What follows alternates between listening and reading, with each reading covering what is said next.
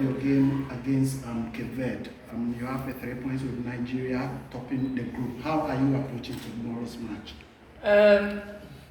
Well, obviously it's a little bit of a 50-50 game. I mean, really, it's like playing an away game. We're not used to this pitch. We're not used to these surroundings. It's the same for Cape Verde as well. So really, from our perspective, it's good to get the grit of the lads back together again. We've just had a couple of positive sessions yesterday and today, and it's good that we've managed to work on one or two little things which was on areas maybe of concern.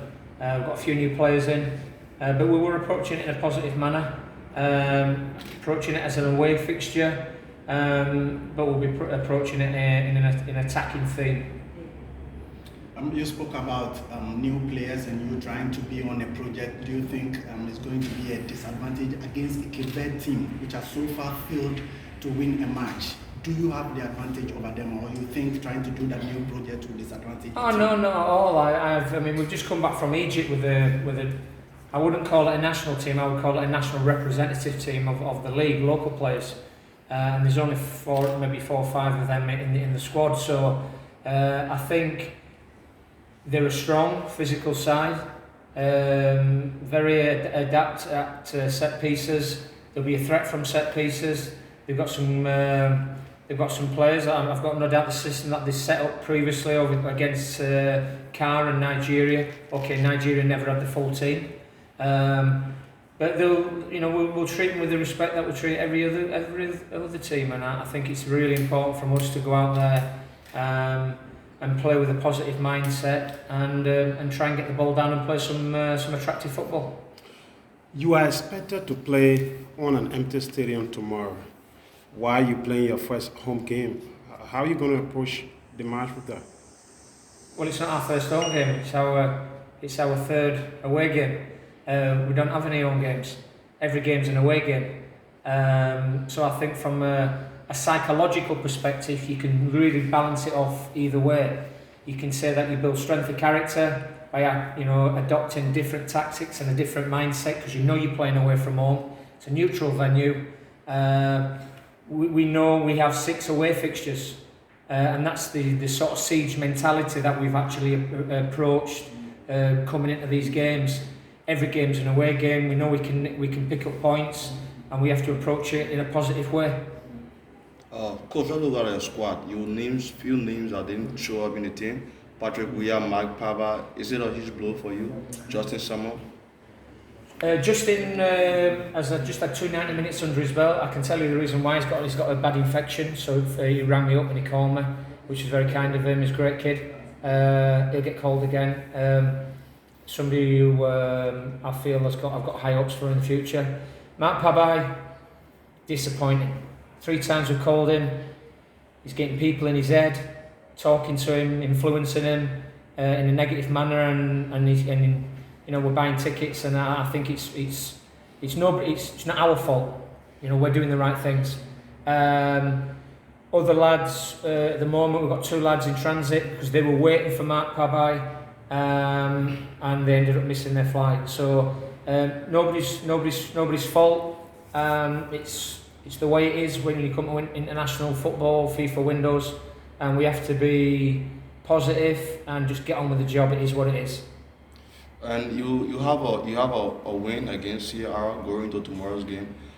Are you feel pressure to pull out a 3 point against Cape Verde, or you are going to the game just like a normal game, wanting your boys to play what they can play and then get the result you can get? I think the most important factor, and Alan will tell you this, it doesn't really matter whether we were in Egypt last week with a local representative team who I thought was superb for 60-70 minutes.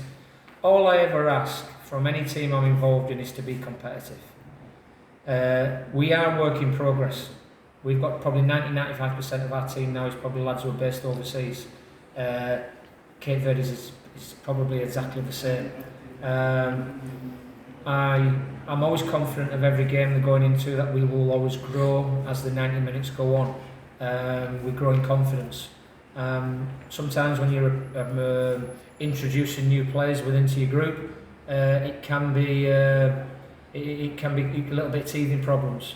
but they're all good footballers, bright, switched on, want to work, want to play for Liberia. They want to come and play for the shirt and not just think of the money. And then you talk about Mike Papa disappointing you 3 times, turned down an invitation.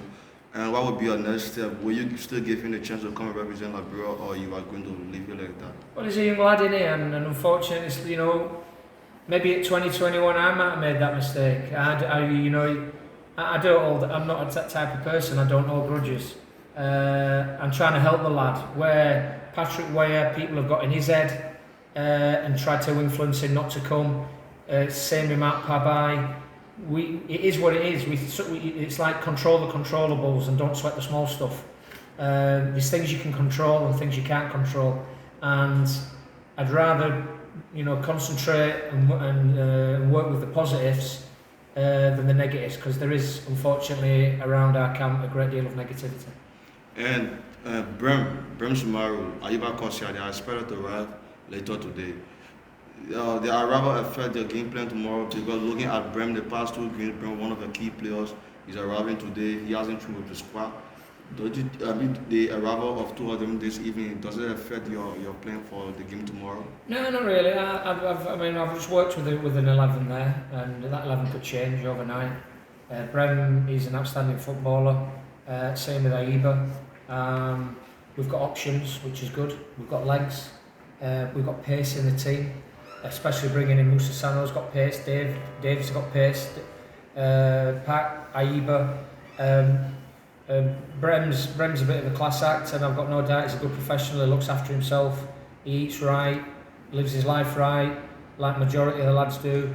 And I wouldn't have no hesitation whatsoever of actually throwing him in the team tomorrow. Okay, let's go to the captain. Captain, Yes. how difficult is it playing all your home and away games out of your country? How difficult is it as a player playing on all your home games away? Yes, it's very important for you to play home, because when you play home, you get an advantage with your friends. So, when we play away, we know that we can fight and succeed for us to get a 3 point. You now have 3 points, top Group C. Do you see yourself qualifying to the World Cup? Yes, I trust my boss, I trust the coaching staff, and we can make it. You have a new member into your team. Have you met him and see how his relationship with the rest of the squad as a captain? Yes, I talked to him, I followed the video, and then we talked yesterday, we talked today. And it's very important. It's football. Football is basically football. It's life is like a box of chocolate. You don't know what you're going to get. So I talked to him. He 100% ready to play tomorrow too. And let's go outside a bit. There is this thing on social media, the widespread on the media in Liberia. A lot of Liberians complain on your style of play. They say you slow the game pace, you hold onto the ball. Has it affected you off the play, or is something that you will just move on with and play your normal game?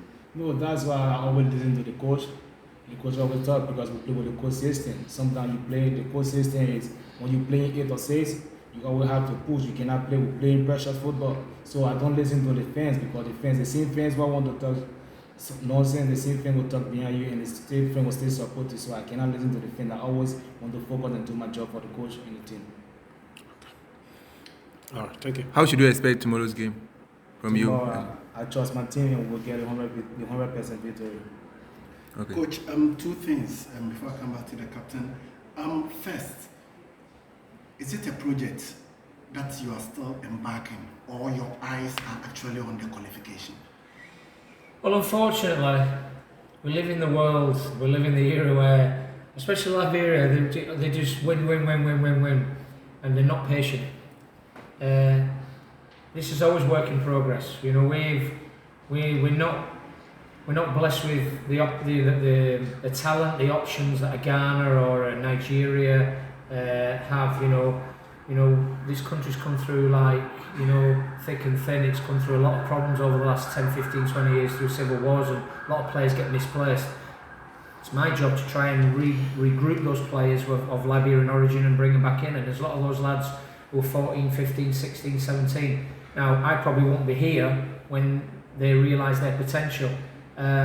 So, yeah, there's always negativity. It's the nature of the beast, and football's like that. I can live with that. I try and, I'd rather run with the positives than dwell on the negatives. And it's like the question you just asked Allen then.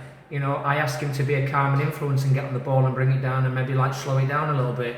You can't always play like a cat on a hot tin roof, like a hot potato. You've got to play sometimes a little bit of composure and a little bit of patience. But I just really feel that we are work in progress, and I think Liberia will always be work in progress. Short-term projects don't work unless you throw a fortune at it, and we're not in that situation. We've got to be realistic about our sort of financial circumstances and make the best out of what we've got. Any injury situation in camp which may affect your selection? Not at the moment, not unless anyone's got injured this afternoon, but we've got options. We've got options moving forward into the next game, so I think we take it one step at a time, and we've got 21, 22 players, inclusive of 3 keepers, and we've got options to spin it around and change it, but we're positive. Captain, last one. Liberia got a big population in Ghana here, despite the fact that they may not be at the stadium. Some of them may be at the back of the stadium trying to cheer you on and maybe drumming, hoping that you hear and there are any words for the Liberian national team supporters, the neutrals who support you, Liberians and everybody. Yes, we came here, we came from Euro, some players came from Euro and some local players. We came here to support to fight for the country. And for everything we do here, we focus and we listen to the coach. We have to get a victory for the country. Coach, I got one last question. Yeah. It's about Abu Kamara. Mm-hmm. The first 2 games against Nigeria and CR was very impressive. He's ruled out tomorrow. Will you miss him in the game tomorrow? I think Abu's really is a player that we've tried to bring in for quite a while, and because of the obviously club circumstances and because of COVID and the pandemic, it's been really, really difficult. So I thought he were outstanding against Central African Republic, and when he came on against Nigeria, I thought he did extremely well. He's got a great work ethic, works really hard.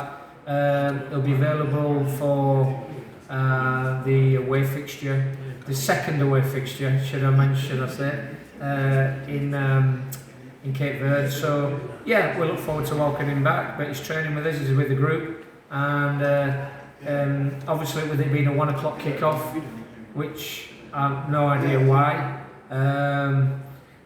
we've got to try and keep everybody fresh. So everyone, it's like every man and his dog is, he's like got to multitask and pull the weight. Okay, thank you. Okay. Thank you. Okay. Yeah.